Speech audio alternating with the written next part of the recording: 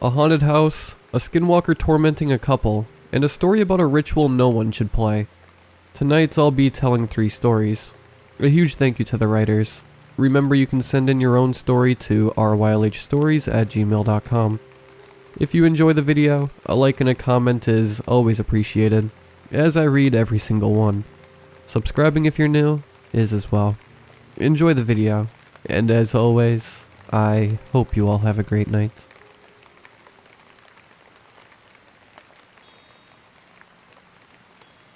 My parents divorced when I was really young, around 5 or 6 years old. However, my parents were on mostly good terms, so they settled for joint custody. For those of you who don't know what that is, basically I would travel back and forth between my mom and dad's house every other week. Around 8 years after the divorce, my dad met who is now my stepmother. She was a few years older than him, and financially stable, having a government job, something to do with the housing authority. I don't know the details of what she does. She had a son that was a couple years older than me. She and my dad had pretty okay credit, so they bought a large 2-story house in a mill town in Louisiana for practically a steal.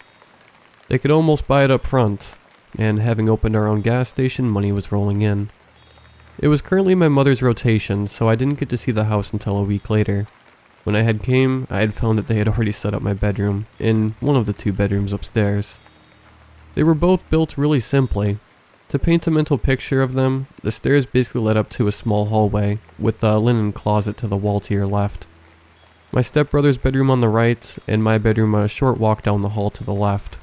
Each room had a walk-in area with another door that led into a bathroom, which could be used to travel between the 2 rooms, which I found to be an odd design choice, even at my young age of 13.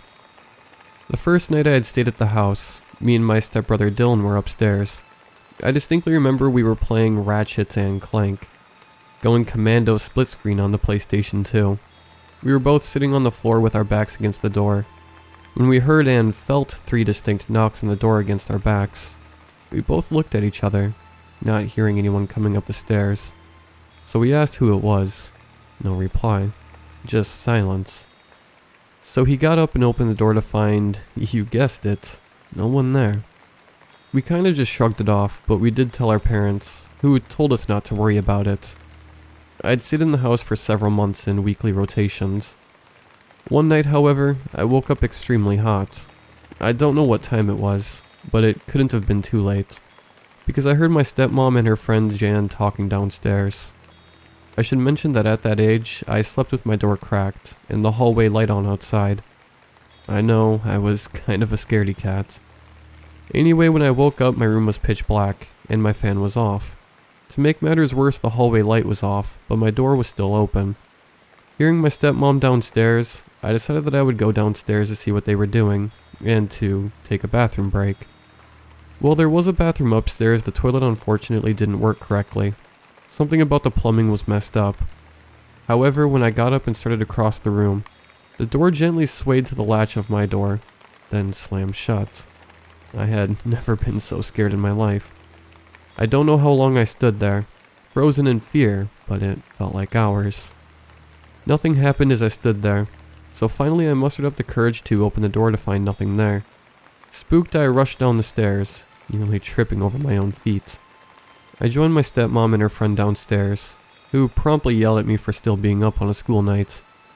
I noticed that they were both sitting around the coffee table on the floor. On the table is what I realized later in my life as a Ouija board. I stopped staying in the bedroom after that. This was the original story that I had told last year. Again, these events are just what occurred to the best of my memory. My stepmom and my dad have both moved out of the house since then, but last night I was having a beer with my dad, and I asked him about the house, and if anything strange had ever happened to him while he and my stepmom were there. After the events of the Ouija board, strange stuff started happening around the house. Pictures, and crucifixes especially, would randomly fall off the walls. In some cases we would come home from working at the store, and every wall decoration would be on the ground. In other cases, items would randomly disappear. Most frustratingly, my dad's keys, which included his truck keys, and a multitude of keys for the store, storage, door keys, etc. They would eventually turn up, but always in the most bizarre places, like the back of the bathroom cabinet or in the kitchen sink. In some of the weeks that I wasn't there, they would say they heard a drum, but could never find the source of the noise. My dad would always follow the sound to one room, only for it to start up somewhere else in the house. Another time, all three of them were in the den watching a movie, when there was a loud bang coming from the master bedroom. My dad says it sounded exactly like a gunshot. Rushing into the bedroom, he found nothing but a black stain on the wall that was roughly the circumference of a quarter. Supposedly they scrubbed and scrubbed at it, but it wouldn't come off the wall, so they eventually covered it up with a picture. The last experience they had was by far the scariest. Supposedly one night my dad had gotten out of bed, presumably to use the bathroom, but instead of going to the master bathroom he went to the little closet bathroom that was located under the stairs. My stepmom tells me that she awoke to banging outside of their room. She quickly realized my dad wasn't in bed, so she promptly got out of bed to find him. According to her, she heard him banging around and yelling from inside of the bathroom. She tried to open the door, and despite the handle turning, she couldn't open it. Finally, after 10 minutes, she had forced the door to find him in the dark, covered in his own urine and crying. I should mention that my father is hard as nails, and is not one to cry. He claims that he doesn't remember getting up, nor going to the bathroom at all. He also won't tell us what it is that he saw in there. It was only a few months later that they moved out, and put the house up for sale. My dad didn't even go back to sign the paperwork. Whatever he saw shook him to the core.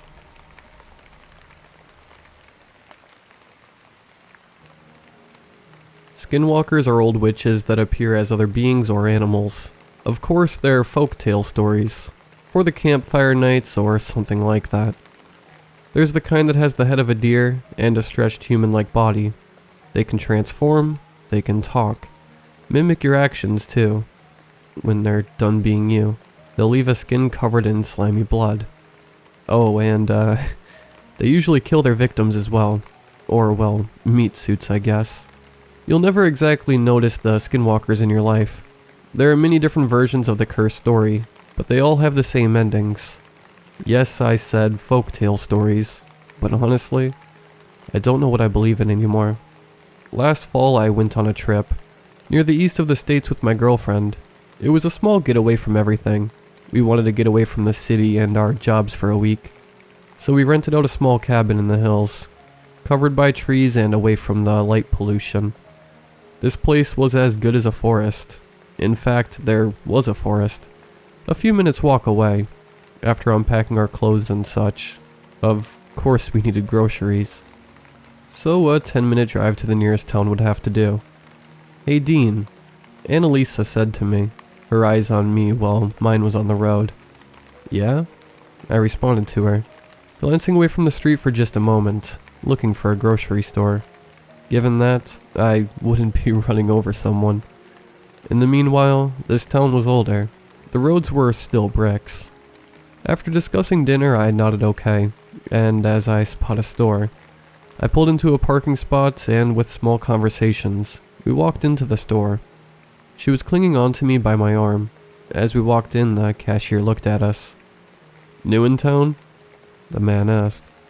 "We're just staying for a week," Annalisa said with her bright smile. "Oh, on that note, I'll go find some snacks. You look for the ingredients for dinner, alright?" she said to me, while releasing my arm and skedaddling away, her red ginger hair flowing along with her. "You two are quite something." The guy chuckled. He was a bit older, like an uncle almost. He had gray hair and eye bags. At this point, I'm assuming he owns the shop. She's a sweetheart. I smiled. "I'll be right back. I have to go find dinner." I laughed a bit. He got out behind the counter and led me to the section I was looking for. I said thanks, but before I continued looking, the man looked at me dead in the eyes. "You kids should be careful. Visitors gone missing in the woods. The town's old, very old. Don't be out past sunset. It'll get you." He said in a grim voice. My eyebrows furrowed. He continued, "There's a creature out there. It kills for fun, and it's among us." "Alrighty then. Well, if I need some tips, I'll be sure to seek you out." I smiled at the guy. He gave me a smile back and walked away. Back to the counter, I'm assuming. I had picked out a pack with 2 pieces of sliced cow, beef, included in my bundle. I was carrying a large bag of fries. I passed at the greens section and took a sniff. My nose was clogging up. I smelled rotting meat.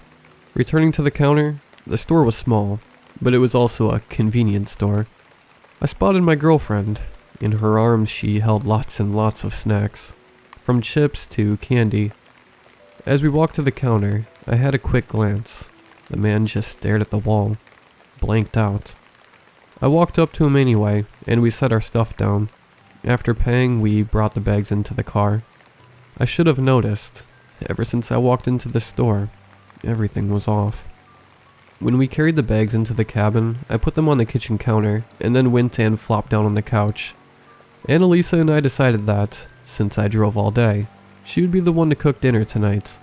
I turned on the TV while resting my eyes. Needing the background noise, I started to phase out. Until I heard, local convenience store owner found dead in his own back room, located near the fresh greens products of the store. The report woman said, her soft voice stern had me opening my eyes. On the screen, it was the face of the same man that I had talked to. I thought to myself that it could have just happened after we left, until... The body seems to be 3 days old, the decomposing time that is. I switched the channel. Dean? Annalisa said from the kitchen. He did seem a little off. Maybe the guy killed his twin. I mean, apparently there's 2 of them. I chuckled at that. I stood up and walked over to the table. We're near one messed up town. I sighed, sitting down as dinner was ready. Skipping to the next morning, we decided that a hike sounded nice. We went to a nearby diner. The food there was spectacular. I was surprised the place isn't even listed on Yelp. After paying and strolling around town, Annalisa and I went back to the cabin and packed our hiking bags and got into gear. It was already 3 p.m.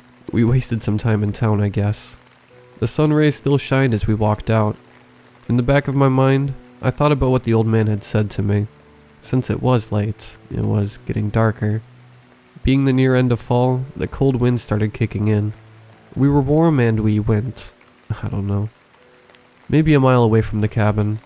On the hike, there were so many different sounds in the woods. It was almost euphoric. While walking, I realized I forgot to get some pie at the store. Annalisa, we should go get some pie. Annalisa? I started to panic as I realized that she wasn't near me. I yelled for her name and it was already getting dark. Don't be out past sunset. The dead man's voice echoed beyond my ears. My heart pounded, and the wind was picking up. Hearing a quick rustle behind me, I turned to see Annalisa emerging from the trees, and picking leaves out of her hair. You scared me. I sighed, and I heard her casual giggle walking over to me, and I noticed her eyes weren't as bright. I'm sorry, babe. There was a trail and I found it. Saw a beautiful river, by the way, but I also, dropped my phone into it. She gave me a quick chuckle and grabbed onto my arm. We should start heading back. It doesn't seem safe out here. Of course, this all seems normal, but now thinking about it, I should have seen the signs. I know. I never mentioned the carvings and the trees, including how the area had no river, only creeks. She should have known the difference. Considering the fact that she's a scholar, when we got home after the vacation, little things changed. A lot, actually. She stopped eating sweets. I noticed so many things off, but it could have been a life-changing ideal. I'm on Reddit right now. I'm alone at home. For the past hours, I've been on the no-sleep sites. I found more information on the man. The guy doesn't have a twin, and it's been a month since we got back from that old place. Even more visitors have gone missing, and their corpses found in the nearby woods. Furthermore, I researched on the legend, passing by skinwalkers. They're from Navajos, a group of people who associate these creatures with witches. Old, evil witches. I don't understand the whole concept, but there's signs. I've been seeing too many changes. I refuse to acknowledge what I've learned. 2 months later, and I'm back here. While she was at work today, I was home, sick, on break. Turning on the TV, I located the news channel. Local girl's corpse found. Annalisa. I looked at the screen. The picture shown on the news was my girlfriend's. Now the first thing I thought of was that it couldn't be true, until they showed her corpse. Unusual for a newscaster, but the place we lived in had never been normal. Next to the body, blood-stained, written, "You're right, she had a sweetheart." I already turned off the TV. I remember what I said to that man. No, that thing. I told it that my girlfriend was a sweetheart, and the same thing that ate her, that thing, it's been living with me, in my house, in Annalise's face. I looked at the ground and I heard the door open. "Dean?" It called out to me, with the most monotone voice. It knows.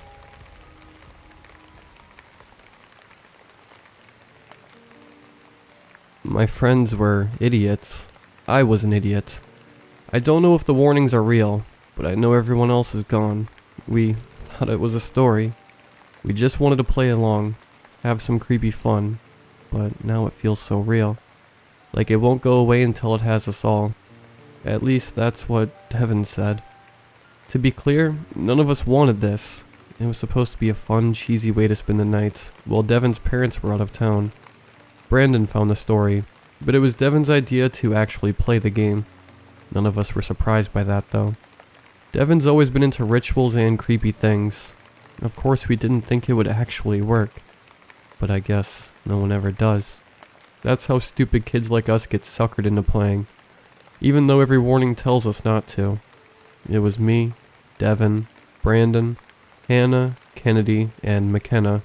We chose Isaiah as the target, because Kennedy had a crush on him, and Hannah and I couldn't resist an opportunity to tease her about it. That and McKenna lives down the street from him. It was a convenient pick. The rules of the game ask for a picture of the target's door. Easy. McKenna got one on her phone on the way to school, and Brandon borrowed a pen from Isaiah in chemistry. The game asked for a personal item, and Brandon said it was the best he could do on such short notice. I printed a Google map route from Devin's house to Isaiah's, and Devin provided the refreshments and ambience. So it was the 6 of us with Devin acting as the caller. We did the ritual exactly as instructed. Everyone wore black, sat in a circle, and held hands well surrounded by candles. The game didn't call for them, but Devin insisted. We visualized walking from Devin's house to Isaiah's. We raised our right hands and focused on sending the knocks through Devin. Devin even lifted his arms like he wasn't in control of it, and knocked on the door 3 times. And then, nothing. At least at the time, there was nothing. Devin sulked about how we didn't have enough people to make it work, and I pointed out that we had no real way of knowing whether it worked or not, because none of us were in Isaiah's house when it happened. There was a little bickering back and forth about poor planning, and what's constituted as an invasion of privacy. Before we blew out the candles and pulled up Netflix, Kennedy and McKenna ditched early, and the rest of us spent the night watching old horror movies, until sometime after the sun started to come up, and that was it. Isaiah never said a thing about phantom knocking, and we forgot all about it, until about a week later, when McKenna stormed up to me, while I was reading outside during a few. She shoved the book out of the way, and her phone into my face, demanding to know what this was all about. This was a Snapchat message from callme_469, with a message that read, "You called me, but no one answered. I will return. One of you must let me in." It was a creepy message, sure, but we all got the same snap the nights we tried to summon a demon, or whatever. I told her as much, and she complained, but since she left early, she shouldn't have gotten one. The eye roll is strong in me, but I explained that Kennedy had cut out early too, and she got a text just the same as we did. I didn't know how they got our info, but I assumed Devin had something to do with it. If he hadn't made a dumb account in the first place after reading the story, he probably gave the guy our info to up the creep factor and make it all authentic. She didn't like that answer, but it's not like I could have done anything about it. She dropped it after that, but I could tell it was still bothering her. When Hannah found us later that day asking if we'd heard from Brandon or Kennedy, I laughed about Brandon. I thought it was a little silly, her asking us if we'd heard from her boyfriend, but she said they'd had a fight 2 nights ago, and she hadn't heard from him since. None of us had. McKenna and I both tried calling him to see if maybe he was just avoiding the calls, but they went straight to voicemail. I told Hannah he probably knew we were calling on her behalf. McKenna offered that his phone might have just died. Hannah didn't really accept it. She nodded at the time, because I think she wanted to believe that it was that simple. I think we all did. But deep down, I know she didn't buy it. And honestly, I don't think I bought it either. Brandon didn't live with his family. His family lived upstate. They had moved there for his dad's work. But Brandon wanted to finish high school with us, so he lived with his older brother Sam in town. Except Sam wasn't in town. He was in Maine for a long conference and wouldn't be back for another 3 days, which left Brandon all alone. And given what Hannah told us about Kennedy, I didn't blame her for being concerned. Kennedy was gone, so was her family.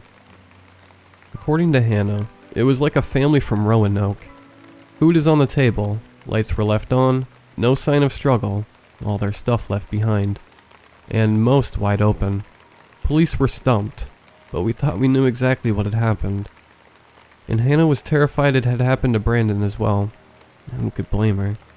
Struck by a sharp pang of realization, I asked if either of them had heard from Devin, but neither she nor McKenna had. They hadn't seen him since that night. That bothered me.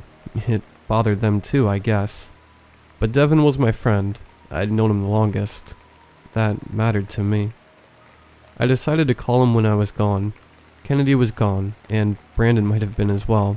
I wanted to hear Devin at least was still okay. I wanted to hear his laughs as I explained how our collective imaginations made a bad situation seem even worse. I wanted to hear his voice and remember this was all a game. I wanted to know that we were all idiots for buying into it. I wanted that, but that's not what happened. I called Devin and he answered before the first ring ended. His breathing was sharp in labor, battling through the phone, as if he had held it too close to his mouth. Devin? Ash. His response came out with a greeting whisper tinged with what sounded like hope. I wanted hearing him to restore my own hope, but all I could feel in that moment was a growing knot of dread. Dev, are you okay? No, Ash, I'm not. We shouldn't have played that game. He sobbed. We shouldn't have messed with it. Isaiah didn't answer, and now we're all in trouble. His voice became even softer, and I heard him shifting briefly before holding his breath in sound. In the distance, coming from somewhere deeper in the house, I heard banging. My heart thundered in my ears, as fear crawled up the back of my neck. Quiet crept through the phone, but it didn't last long. It sounded like something was striking pots and pans, and my mind flashed to the ferry door he painted on an old piece of tin hanging above his bed. Something muted and heavy, like the old steamer trunk at the foot of his bed. The shuddering reverberations of his closet doors. It sounded like someone was moving through the house, knocking on random things and repeating sets of 3, unsure of his location, but seeking entrance nonetheless. Then there was a long pause as we waited for more knocking, and then I heard Devin breathing again. It won't stop. Devin whispered, almost to himself. It won't stop. It won't stop. He repeated it like a mantra. I was at a total loss, completely helpless to even comfort him. What would I even say? How long had he been going through this? Since that night? Devin, I'm so sorry. I whispered, fighting back guilty tears. Why had none of us even checked on him? Suddenly he went quiet. So quiet I pulled the phone away to make sure we were still connected. Dev? He didn't respond. Devin? He took a shuddered breath and let it out as one big sigh. Behold, He said, growing very still on the other end.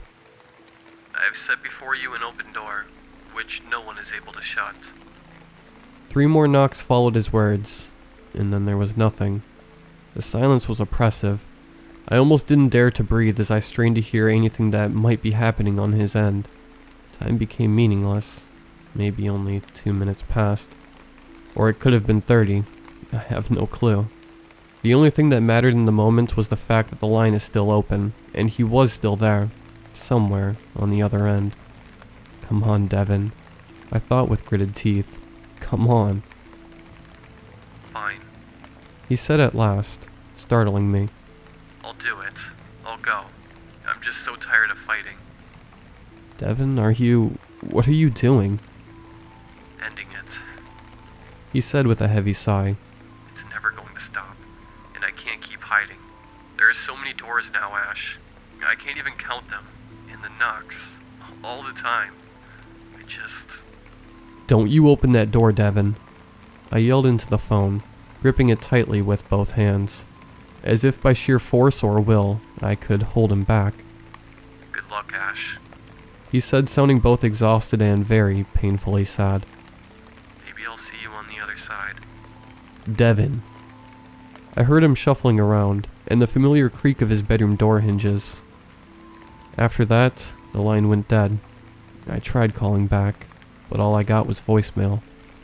The news reports called him a runaway, said he'd been acting disturbed and irrational for days leading up to it. Some suggested drugs, most thought a psychotic break. No one had any leads, but I knew. He had opened the door. It came from me just 2 days later, at 3:45 p.m. I was at school, getting ready to go home. As I twisted my combination into the lock, the game weighed heavily in my mind. I tried to shake the feeling we were all on a bullet train to hell, with no way off but to go through the door. I thought about living in a cabin somewhere the internet couldn't reach, or maybe getting a big open floor plan apartment, where I could be a shut-in for the rest of my life. I reached for the latch to open the locker door, worried that even if I did manage to do either of those things, I would only be delaying the inevitable. From inside the locker came 3 short raps. The door shuddered under the force, visibly shaking with each hard knock, as my hand hovered less than a centimeter away. My chest ached with the slow, deep breath I took, watching the door like it was alive. A scream welled up inside me, but never made it out. It was like my brain and my body weren't communicating anymore, and I just stood there, frozen and screaming inside. The thing in my locker knocked again, pounding on the door hard enough I thought it was going to break. Something inside me woke up, and then forced my feet to move. I backed up with my right hand still held high in the air, while my heart pounded so hard I can barely see. I frowned at my locker in confusion.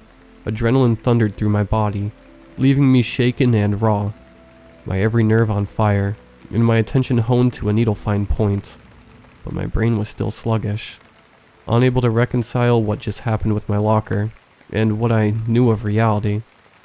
From my pocket came the familiar blip of a new Snapchat message. I pulled my phone out automatically, caught in the haze of oafish bemusement, able to act only by rote, and tapped the new message without conscious thought. He who enters by the door is shepherd of the sheep. To him the gatekeeper opens. I knew the sender before I even looked at the name. Call me _469. The same demented person that messaged us that night we played the game. As I watched the screen, the little ellipsis cloud popped up the bottom left corner, giving me a jolt of panic. Someone was actively typing. My heart seized painfully in my chest. Cold shot throughout my body, and I felt the instinctive need to throw the phone and hide. But another message appeared. My vision wavered and dimmed. I fought the urge to throw up, as I struggled to read the words from my screen now bouncing in my unsteady hands. You must let me in. I exited the app. No more. I'm done with this. I thought, feeling strangely numb, and yet still teetering on the edge of full-blown terror. My head throbbed painfully as I deleted Snapchat from my phone. I don't know why I thought it would help, but it was the only thing that made sense to me at the time. Delete the app and the thing couldn't reach me. The app was the connection, right?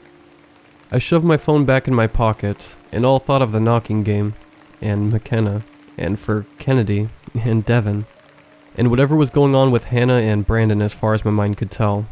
I left my books in my bag because I was not messing with my locker again. Not until I was sure it was safe. Even if it turned out to be nothing later, I was taking no risks. I had a brief moment of panic when I reached the school's front doors, and realized that you have to open them to leave. I stared at them like a crazy person, listening for knocks that never came. 3 students and a teacher came in and out without incident, I was still uneasy. But since no one was going to let me sleep in the school, I knew I'd have to leave sooner or later. I slipped out when a group of 3 girls came in, hoping the fact that it wasn't me opening the door would grant me some kind of protection. I hurried to the parking lot, fishing my keys out of my purse as I went. When I got to my car, I hesitated. I had to open the door to get in. I looked over the roof of my car and saw several others still in the lot. Doors on everything. Doors on the bus if I wanted to take that instead. Doors on an Uber, so I couldn't use that. I could walk the 7 miles to my house, but I'd still have to open the door to get in. Doors everywhere. A mass of irrational hysteria churned in my stomach, and I stood there, trembling, gasping for breath I couldn't quite catch, and trying not to lose my mind. It was a slow process, and I have no idea how long it took, but logic eventually managed to wrestle its way back into my head and remind me what reality was. Reality was a series of unlikely coincidences. Reality was reading too much no sleep and being susceptible to suggestion. Reality was a friend and her family being missing. And that was tragic. But it also wasn't unique. These things happen periodically. Whole families just up and disappear without a single trace, leaving everything behind. Whole sections of the internet were dedicated to just that kind of disappearance. Reality was another friend snapping under the strain of his own imagination, as I was close to doing, and running from home instead of seeking help. My heart still raced, and I felt like I'd had too many shots of espresso, but my breath started to even out more once I thought things through. I mean, what did I think was going on? Knocking from inside my locker? I laughed. It was ridiculous. It was more than ridiculous. It was impossible. I couldn't stop laughing and crying until I collapsed beside the car with my back against the door and my head between my hands. I had to call someone if I didn't want to end up like Devin, alone, lost on the street, losing my mind and never opening doors. That's where he had to be now. It made more sense. More sense than the alternative. My parents would know what to do. I decided to call them to come and get me. They were inconvenienced by my insistence but worried. That was fine. So was I. It didn't help that I thought I heard knocking coming from inside the car door, right behind my head. When my dad showed up, I just stared at the passenger side door. He tried to reassure me, but he couldn't hear the knocking. He had to get out of the car and open the door for me, but I made him wait until the knocking stopped. I couldn't take the risk. After all, Kennedy's whole family was gone, and I was just crazy enough to think that it was because of that game. When I got home, I told them everything. The no-sleep story, the ritual, Kennedy's family, Devin's mental breakdown, and my unshakable, irrational paranoia that I would be next if I opened any doors. They said they'd look into getting me a psychiatrist, but that wasn't good enough. They didn't understand. I know this isn't real. It can't be, and I refuse to believe any of it is. But I also know if I open any doors, I'm as good as gone. I know it in my bones. The others already are. They didn't get help when they should have, and I refuse to join them. What I need was a hospital in a room, with only one door, that I didn't have to open myself. And I got it in the end. It took nearly 20 pills, a trip to the ER, and unpleasant stomach pumping, but they gave me the quiet room I wanted. And there's Wi-Fi in the rec room, so I can keep up with the stories here while the doctors help me through this. I know I'll be back to normal again, now that I'm getting help. What doesn't help is the email I got earlier today from someone pretending to be callme_469. It said, after this I looked, but there before me was a door. It's a dirty trick, and my doctors will probably restrict my online access when I tell them about it. But I'll be damned if I haven't been seeing extra doors where there shouldn't be any. All of them waiting to be opened for whoever, and whatever, is insistently knocking on the other side.